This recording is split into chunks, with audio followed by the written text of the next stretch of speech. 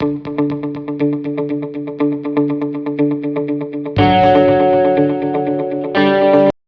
हमने पिछले वीडियो में सेल्यूलर रेस्पिरेशन में एरोबिक रेस्पिरेशन का हमने टॉपिक कवर किया था। इसके अंदर हम कवर अप करेंगे एनारोबिक रेस्पिरेशन। तो यहाँ देखते हैं कि क्या है anaerobic respiration. Energy production in micro organisms through anaerobic respiration. Anaerobic respiration के द्वारा माइक्रो ऑर्गेनिज्म में एनर्जी का production. Some organisms cannot live in presence of oxygen. कुछ ऑर्गेनिज्म होते हैं जो ऑक्सीजन की प्रेजेंस में नहीं रह सकते। एग्जाम्पल है इसका बहुत सारे bacteria. Such living organisms have to perform anaerobic respiration for energy production। अभी अगर कोई चीज है जो ऑक्सीजन की प्रेजेंस में नहीं रह सकती, तो जाहिर सी बात है कि अगर उसको एनर्जी प्रोड्यूस करनी है तो उसे एनारोबिक रेस्पिरेशन का जरिया अपनाना पड़ेगा। तो glycolysis and fermentation are the 2 steps of anaerobic respiration. Aerobic respiration में क्या होता था? ग्लाइकोलाइसिस होता था, टीसीए साइकिल होता था, फिर उसके बाद ईटीसी चेन रिएक्शन होता था। पर यहाँ पे जो एनएरोबिक रेस्पिरेशन है उसके अंदर क्या होता है? सिर्फ 2 स्टेप्स होते हैं। कौन से स्टेप्स? Glycolysis and fermentation. ये है 2 स्टेप एनएरोबिक रेस्पिरेशन के। Glycolysis is incompletely oxidised and less amount of energy is obtained in this type of respiration. जो ग्लूकोज जो होता है वो इनकम्प्लीटली ऑक्सीडाइज होता है। क्यों इनकम्प्लीटली ऑक्सीडाइज होता है? मैं पॉइंट्स बताता हूँ। पहली बात, यहाँ पे ऑक्सीजन होता नहीं। ऑक्सीजन नहीं होता तो क्या होता है? ऑक्सीजन नहीं है तो उसकी वजह से क्या होता है? टीसीए साइकिल जो होती है वो सिर्फ aerobic respiration, it can only take place in aerobic respiration, the TCA cycle, and also the ETC chain reaction can only take place in presence of oxygen, that is aerobic respiration. But due to absence of oxygen, TCA cycle and ETC chain reaction do not take place, and that's the reason why less amount of energy is produced in anaerobic respiration. Hope so you understood the reason. Pyruvic acid produced through glycolysis is converted into other organic acids or alcohol with the help of some enzymes in this process. तो यहाँ पे pyruvic acid जो है, जो produce होता है glycolysis के द्वारा, तो किसमें कन्वर्ट होता है? जो एरोबिक था उसके अंदर किसमें कन्वर्ट होता था? एसेटेल को एंजाइम ए मॉलिक्यूल में होता था। पर एनएरोबिक में वहां पे नहीं होगा। उसमें क्या होगा? ये जो एनारोबिक रेस्पिरेशन है उसके अंदर ऑर्गेनिक एसिड और अल्कोहल में कन्वर्ट हो जाएगा with the help of some enzymes in this process. तो this is called as fermentation. Some higher plants, animals and aerobic micro organisms also perform anaerobic respiration instead of aerobic respiration if there is depletion in oxygen level in the surrounding. अब कभी कभी क्या होता है, हमारी जो surrounding होती है उसके अंदर ऑक्सीजन डिप्लीट हो गया, यानी कि ऑक्सीजन की कमतरता आ गई, ऑक्सीजन कम हो गया, तो क्या होगा? जो ऑर्गेनिजम्स है वो एनारोबिकली रेस्पिरेट करेंगे। They will respirate by anaerobic respiration method. तो अभी यहाँ पे एग्जाम्पल देखते क्या दिया है। Seeds perform anaerobic respiration if the soil is submerged under water during germination. अब कभी कभी क्या होता है, जो सॉइल, जो हमारी मिट्टी होती है वो पानी के नीचे होती है, इट इज अंडर वाटर। तो जब वो अंडर वाटर होता है तो वहां पे ऑक्सीजन होता नहीं है, या ऑक्सीजन होता भी है, डिजोल्व ऑक्सीजन होता है पर कम होता है। तो कम होता है तो क्या करेंगे? ऐसे एनारोबिक रेस्पिरेशन जो है वैसे वो रेस्पिरेशन से हम रेस्पायर करेंगे। Similarly, our muscle cells also perform anaerobic respiration while performing the exercise। जो हमारे मसल सेल्स होते हैं वो भी एनारोबिक रेस्पिरेशन ही करते हैं। Due to this less amount of energy is produced in a body and lactic acid accumulates due to which we feel tired. अब एनारोबिक रेस्पिरेशन में क्या होता है, जब हम एक्सरसाइज कर रहे होते हैं तब हम पहली बात तो थक गए होते हैं। क्यों? क्योंकि ऑक्सीजन की कमतरता आ जाती है, हमें ऑक्सीजन ज्यादा मात्रा में लगता है और इतना मिलता नहीं है, तो उसकी वजह से हम थोड़ा टायर्ड फील करते हैं, हमें थकान महसूस होती है। क्यों महसूस होती है? क्योंकि लैक्टिक एसिड अक्यूमुलेट हो जाता है। जो लैक्टिक एसिड है वो आ जाता है। तो यहाँ पे energy production in micro organism through anaerobic respiration का जो टॉपिक है वो यहाँ पे खत्म होता है। अब यहाँ पे हम एक बार देखते हैं कि ये टेबल की तरफ बढ़ते हैं हम कि यहाँ पे दिया क्या है। Anaerobic respiration in living organisms, नहीं तो सेल्स। ग्लूकोज जो था, ग्लाइकोलाइसिस, फिर उसके बाद पायरुविक एसिड। पर पायरुविक एसिड के बाद क्या? फर्मेंटेशन। फर्मेंटेशन अभी ये जो 2 प्रोडक्ट है, विनेगर और विटामिन, इनके अंदर ये मतलब कुछ प्रोडक्ट होते हैं जिनको फर्मेंट करके ऐसा ऑर्गेनिक एसिड में कन्वर्ट किया जाता है ऐसे। तो वेरियस माइक्रोब्स यहाँ नीचे दिया है। फिर उसके बाद ग्लूकोज, ग्लाइकोलाइसिस, फिर एक अलग ग्लाइकोलाइसिस से पायरुविक एसिड, पायरुविक एसिड से फर्मेंटेशन, फर्मेंटेशन से लैक्टिक एसिड एक्यूमुलेट हुआ। क्यों? एक्सरसाइज का अभी ये वाला है, ये वाला जो चार्ट है, ये जो हमें चार्ट दिया गया है, ये कौन से मामले में है? अगर हम एक्सरसाइज कर रहे हैं तो ऐसा होता है, pyruvic acid, fermentation, lactic acid, erythrocytes, muscle cells. अब pyruvic acid, fermentation, alcohol, yeast. यहाँ पे ग्लूकोज था, ग्लूकोज ग्लाइकोलाइसिस से ऑक्सीडाइज हुआ, पायरुविक एसिड बना। पायरुविक एसिड के बाद फर्मेंटेशन यानी कि ऑर्गेनिक, यहाँ पे जो था, यहाँ पे लैक्टिक एसिड में कन्वर्ट हुआ। कोई जगह पे मतलब ऑर्गेनिक एसिड मतलब लैक्टिक एसिड ही होता है। फिर उसके बाद हमारा ऑर्गेनिक एसिड नहीं तो अल्कोहल, तो यहाँ पे अल्कोहल आ गया। फिर अल्कोहल के बाद यीस्ट। तो ये जो चार्ट था हमने समझ लिया है, उसके बाद हम करते हैं आगे।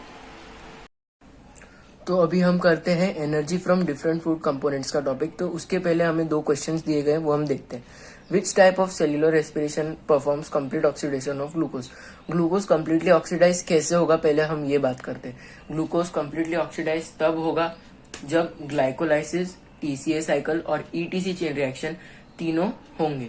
पर ये जो तीनों प्रोसेस है, इनमें से जो 2 प्रोसेस है यानी कि टीसीए साइकिल और ईटीसी चेन रिएक्शन, ये जो दोनों प्रोसेस है ये सिर्फ ऑक्सीजन की प्रेजेंस में हो सकते हैं। तो क्या होता है, एनारोबिक में इनकम्प्लीटली ऑक्सीडाइज होता है। क्यों? क्योंकि टीसीए साइकिल और ईटीसी चेन रिएक्शन नहीं होता है। एरोबिक में तीनों होता है, etc chain reaction, Krebs cycle और यानी कि टीसीए साइकिल और हमारा ग्लाइकोलाइसिस। तो इसलिए हम यहाँ पे डालेंगे एरोबिक रेस्पिरेशन आंसर। फिर which cell organelle is necessary for complete oxidation of glucose? अब इसका एक प्रैक्टिकल आंसर होना चाहिए, क्योंकि जो जो 2 प्रोसेस है हमारे यानी कि टीसीए साइकिल और ईटीसी चेन रिएक्शन, दोनों कहाँ पे होते हैं? दोनों होते हैं माइटोकॉन्ड्रिया में। तो इसलिए यहाँ पे हमें लिख देना है माइटोकॉन्ड्रिया। तो अब पढ़ते हैं हम energy from different food components. Energy of the carbohydrates are stored in liver and muscles in the form of glycogen. ये एक इंपॉर्टेंट पॉइंट है, ये कभी कभी आता है एग्जाम में, फिल इन द ब्लैंक्स में ग्लाइकोजन इसका आंसर होता है कभी भी। What is the source of proteins? What are they made up of? Proteins, ये जो डेफिनेशन है ये प्रोटीन्स का, proteins are the macromolecules formed by bonding together many amino acids. हमने जो हमारा पहला चैप्टर था उसके अंदर जब हमने ट्रांसक्रिप्शन, ट्रांसलेशन, ट्रांसलोकेशन पढ़ा, तो उसके अंदर हमने देखा कि अमीनो एसिड बनते हैं, फिर वो बॉन्ड होते हैं कैसे?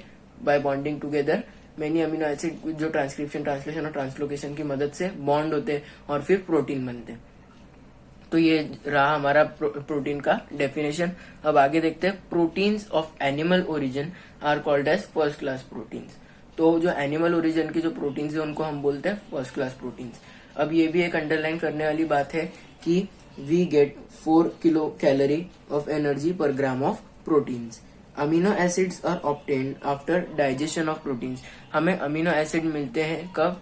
प्रोटीन्स के डाइजेशन के बाद, यानी कि प्रोटीन अमीनो एसिड में कन्वर्ट हो जाते हैं।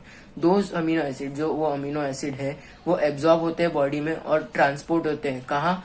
और हर ऑर्गन में। कैसे होते हैं? ब्लड के द्वारा।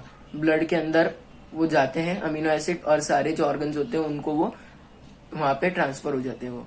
फिर उसके बाद from these amino acids organs and cells produce various proteins necessary for themselves and whole body. Those examples are given in the following diagram.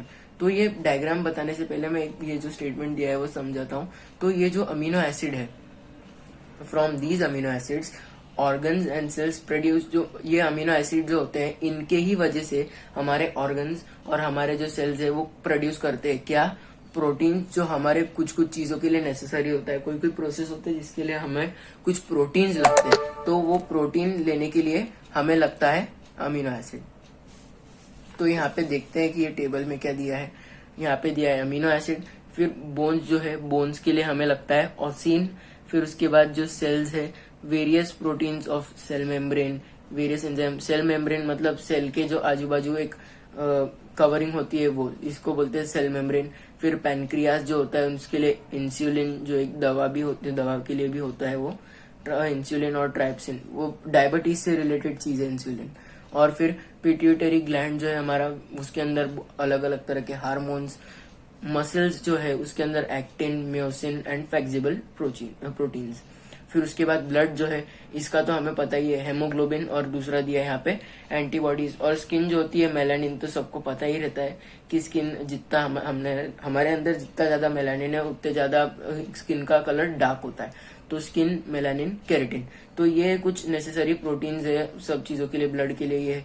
तो ये जो टेबल है अगर ये याद कर लिया तो ये लेसन के अंदर ये बहुत ही फायदेमंद होता है, क्योंकि एग्जाम में ये जो टेबल होता है ये पूरे टेबल में से एक ना एक तो आता है, ये कभी भी नेम द फॉलोइंग में आ जाता है, नहीं तो ऐसा टेबल भी कभी कभी आ सकता है। अभी देखते हैं ऑलवेज रिमेम्बर में क्या दिया है हमें। Excess of amino acids obtained from proteins are not stored in body. जो हमें अमीनो एसिड मिलते हैं किससे, प्रोटीन से, वो बॉडी के अंदर स्टोर नहीं किए जाते हैं, वो they are broken down and the ammonia formed is eliminated out of the body. तो क्या होता है, जो ये बनता है, जो भी हमारा जो एक्सेस ऑफ अमीनो एसिड जो हमें ऑब्टेन करते हैं हम प्रोटीन से, वो ब्रेक डाउन हो जाता है, it breaks down and it is eliminated out of the body by the excretory system. फिर इफ नेसेसरी, अगर जरूरी है तो एक्सेस ऑफ प्रोटीन्स, मतलब प्रोटीन अभी अमीनो एसिड में कन्वर्ट नहीं हुए, सिर्फ प्रोटीन के प्रोटीन है। If necessary excess of proteins are converted into other useful substances. जो प्रोटीन है वो दूसरे सब्सटेंस में कन्वर्ट हो जाते हैं, लाइक ग्लूकोज हो सकता है through the process of gluconeogenesis. Gluconeogenesis जो है ये भी एक जरूरी चीज है चैप्टर में, तो ये यहाँ पे हम अंडरलाइन करना ही चाहिए यहाँ पे कि excess of proteins are converted into other useful substances like glucose through the process of gluconeogenesis। ऐसा लिख सकते हैं हम ग्लूकोनियोजेनेसिस के लिए। Plants produce the necessary amino acid from minerals de novo। तो ये भी एक बहुत ही इम्पोर्टेंट जो पॉइंट है हमारा। प्लांट्स जो होते हैं वो कुछ कुछ अमीनो एसिड है जो वो प्रोड्यूस करते हैं, कौन से मिनरल से, from the mineral de novo। फिर रूबिस को अभी हम देखते हैं क्या है, and thereby produce different proteins। Okay, an enzyme Rubisco present in the plant chloroplast is most abundant protein found in nature। मतलब रूबिस्को नाम का एक प्रोटीन है जो प्लांट के क्लोरोप्लास्ट में पाया जाता है। ये सबसे ज्यादा अबंडेंट, मतलब सबसे ज्यादा पाया जाने वाला प्रोटीन है नेचर में। फिर उसके बाद देखते हैं आगे क्या दिया है हमें, proteins and different amino acids obtained. The substances formed by specific chemical bond between fatty acids and alcohol are called as lipids। तो यहाँ पे हमें लिपिड्स के बारे में हमें थोड़ी बहुत जानकारी दी गई है। यहाँ पे बोलते हैं कि जो सब्सटेंस है, जो specific chemical bond between fatty acid and alcohol are called as lipids. Digestion of lipids consumed by us, मतलब जब डाइजेशन होता है लिपिड्स का, वो कुछ नहीं है, सिर्फ वो कन्वर्ट होता है किसमें, फैटी एसिड और अल्कोहल। फैटी एसिड और अल्कोहल को ही मिला के लिपिड्स बनता है, और जब लिपिड्स डाइजेस्ट हो जाता है तो वो फैटी एसिड और अल्कोहल के अंदर डिवाइड हो जाता है, नहीं तो ब्रेक डाउन हो जाता है, नहीं तो कन्वर्ट हो जाता है, ऐसा बोल सकते हैं हम। फिर fatty acids are absorbed up and distributed everywhere within the body. Fatty acid जो है वो एब्जॉर्ब भी होते हैं और डिस्ट्रीब्यूट होते हैं अपने पूरे बॉडी में। From those fatty acid, different cells produced various substances necessary to themselves। जो फैटी एसिड होते हैं उनके मदद से बहुत सारे सेल्स होते हैं जो प्रोड्यूस करते हैं कुछ कुछ सब्सटेंसेस जो उनके लिए जरूरी होते हैं। अब यहाँ पे एग्जाम्पल दिया है, ये वो देखते हैं। Example, the molecules called as phospholipid नाम का जो मॉलिक्यूल है वो इसेंशियल होता है, जो प्लाज्मा मेम्ब्रेन होता है ये सेल्स का जो होता है प्लाज्मा मेम्ब्रेन, उसके लिए फैटी एसिड नेसेसरी है। फैटी एसिड से क्या होगा, जो फैटी एसिड रहेगा उससे क्या बनेगा, फॉस्फोलिपिड मॉलिक्यूल। फॉस्फोलिपिड मॉलिक्यूल किसके लिए जरूरी है, प्लाज्मा मेम्ब्रेन। फिर fatty acids are used for producing hormones like progesterone, oestrogen, testosterone, aldosterone etcetera. तो ये 4 हार्मोन है जो रिप्रोडक्टिव सिस्टम से रिलेटेड है, ये सब हार्मोन्स। तो ये जो सब हार्मोन है ये जरूरी है फैटी एसिड इनके लिए etcetera. And covering around the axons of nerve cell, जो हमारे नर्व सेल होते हैं उसके आजू बाजू एक्सॉन होते हैं, उसके लिए भी ये जरूरी होता है। तो यहाँ पे एक दिया है, we get 9 kilo calorie of energy per gram of lipids. Excess of lipids are stored in adipose connective tissue in body. ये भी एक नोट करने वाली बात है। यहाँ पे हमें एक चीज नोट करनी है कि वी गेट 9 किलो कैलोरी पर एनर्जी ग्राम ऑफ लिपिड्स। और दूसरी बात, ये जो एग्जाम्पल्स है, ये एग्जाम्पल्स तो ऑलमोस्ट कभी हमेशा तो आते ही, ये जो एग्जाम्पल्स है और जो लास्ट बात, excess of lipids are stored in adipose connective tissue in body, ये mostly fill in the blank के लिए देते हैं और किसी चीज के लिए आता नहीं।